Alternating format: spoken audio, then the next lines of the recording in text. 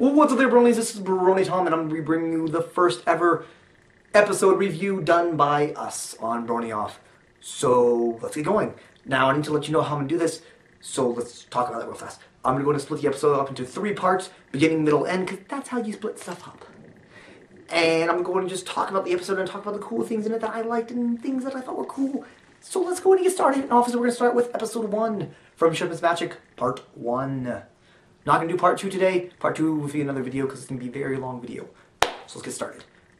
Okay, so we start off, My Little Ponies was just awesome background story. This super background story. This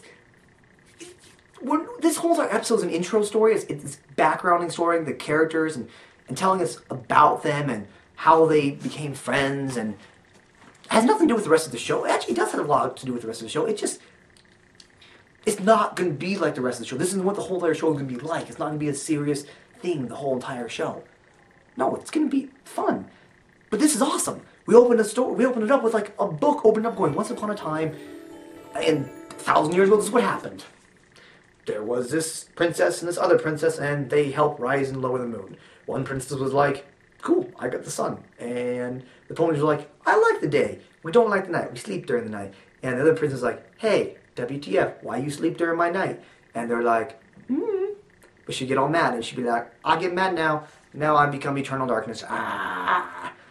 But then the elements of harmony come in, and they're like, nah, no longer. No, get to the moon. So, this is an awesome background story. This is something that we don't usually get to see in shows, and much less children's shows. This is amazing. We get to see, something that happened 1,000 years ago. The only thing I can compare it to, the only thing I can even fathom comparing it to, is Firefly. If you have seen Firefly, you know at the very beginning of the episode in this, they talk about like, this is how it was. We used up the Earth, we left the Earth, and now we're here. And that probably took place like 1,000,000 years ago, or probably not 1,000,000 years ago, let's restate that. Like 1,000 years ago. This one took place 1,000 years ago. So this is kind of like that. We're getting this great little intro to help us understand what is going on. So now we move on, and it's Celestia's voice, and then turns into Twilight's voice, our first ever character that we are introduced to. There we go. So Twilight is our first character, and totally destroys every other MLP, and totally makes people go, oh, this is not going to be like any My Little Pony ever made. This is going to be better. So why is she different than every Little Pony ever made? Most of the shows, actually all of them, were all about, oh, I make dresses. Oh, I do this. Oh, I do stereotypical girl stuff. And she's like, no, I study. Girls can study too. Seriously. We're super smart. And to tell you the truth, they are super smart. So, just saying. But, so she all like, yeah, I study. And so she's running back to her library where she lives in a library. That's awesome. She's running back to her library. She runs across these Cantrell girls who are like, hey, do you want to come to this party with us? And she's like, no, I gotta study. Bye. And they're like, okay, whatever. Now, a true friend would have been like, hey, no, calm down. Calm down. You're coming to the party. You studied enough. Come with us. But these people don't do that because they only like her because she's Celestia's apprentice. Oh, that's my opinion. So she's running away now. She's all like, bye. And she runs back to Lyra and Bon Bon. That's right. Lyra and Bon Bon. She's running away, and then we're introduced to Spike.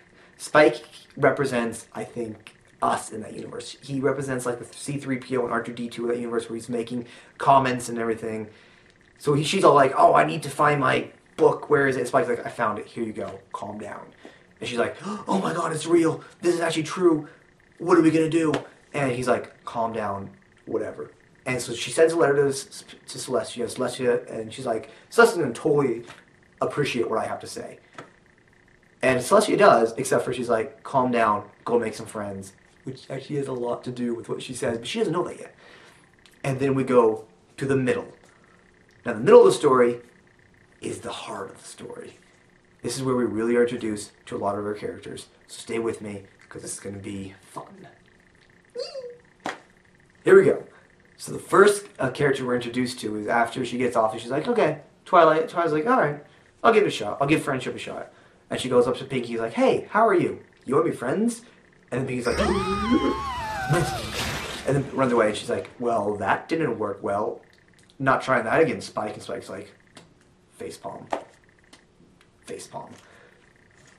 And then next, we get to meet Applejack. Applejack is an awesome Earth pony. She's strong. She hits a tree and makes all the apples fall down. That's awesome. And she not only is nice to Twilight, but she's super nice. She's a friend. She's friendly nice to her.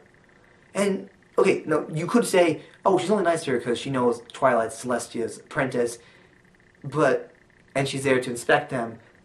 But if I was there to represent the president and there to inspect you, you'd be like, here's what we have. Here's our food. All laid out nice for you. And you wouldn't have your family there. You would just lay out the food. Do you approve? And you would leave small samples for them. You wouldn't shove the pies down in their mouth and be like, here, try this, try this, try this, try this. And then say, guess what? You're part of the family. That's not what you would do. But she does that. And she becomes super, super good. She's a nice friend. Compared to the Canterlot girls that are like, okay, you don't want to come potty. It's like, goodbye. She's super nice. Anyway, so Twilight doesn't understand friendship yet, so she's like, whatever, bye. And sooner or later she does get away after staying and eating everything and getting sore stomach. So she leaves, and we run into the next character, Rainbow Dash. Rainbow Dash, not my favorite character, but Rainbow Dash, cool dude. Rainbow Dash, cool dude. So Rainbow Dash is another tough character, and Twilight's like, hey, the sky's not clear, someone's not doing their job, and then Rainbow Dash flies by trying to do tricks, and like, oh, sorry, training for the Wonderbolts. And she's also like, oh my god, I made you messy. Let me clean you up here. Rain. Oops, sorry, that's funny. Wind tunnel. Oops, sorry, that's even funnier. But anyways, I want to be in the Wonderbolts, and that's what I was training. And Twilight's like, hey, you want to be in the Wonderbolts? Then well, the Wonderbolts will never take a lazy pony like you. They can't even do her job. And she's like, well, guess what? I clear the sky in 10 seconds flat. And Twilight just did reverse psychology on her and made her clean up. But I think Twilight didn't even expect. Because if you look at her mouth, she's like, And Spike's like, And then she even offers her friendship again, once again, compared to the Canterlot girls. She offered friendship. The Canterlot girls just walked away.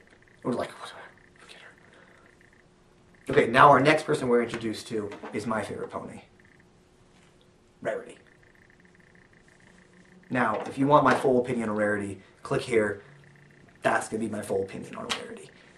I don't have time to go into her, but she does seem like the stereotypical girly girl, but there's more to her, and if you want to know the more to her part, click here. I really don't have time to talk about her that much.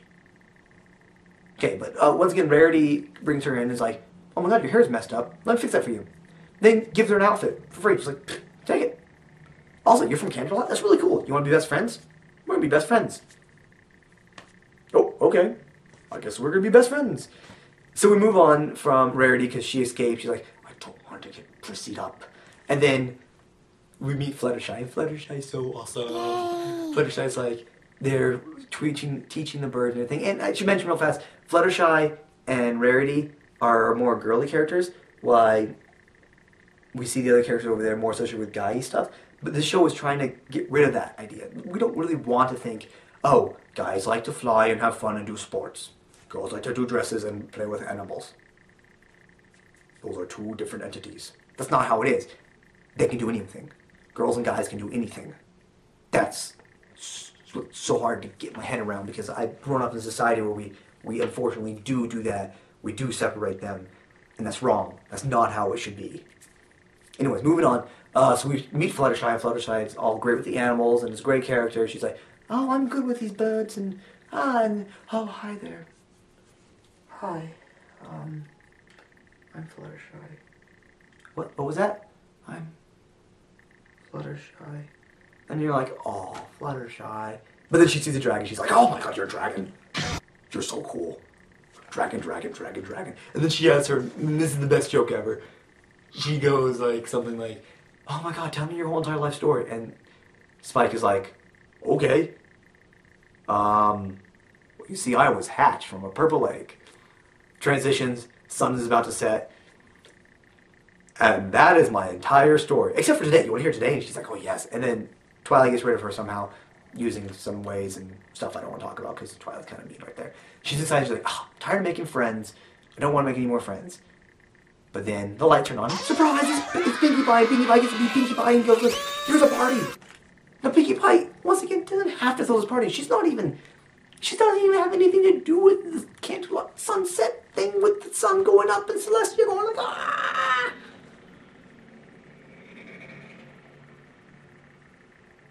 That was weird. Moving on.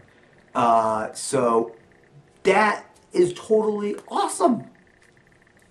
And she just throws a party for her. She's like, we're going to be friends. Oh, okay, we're going to be friends. Okay.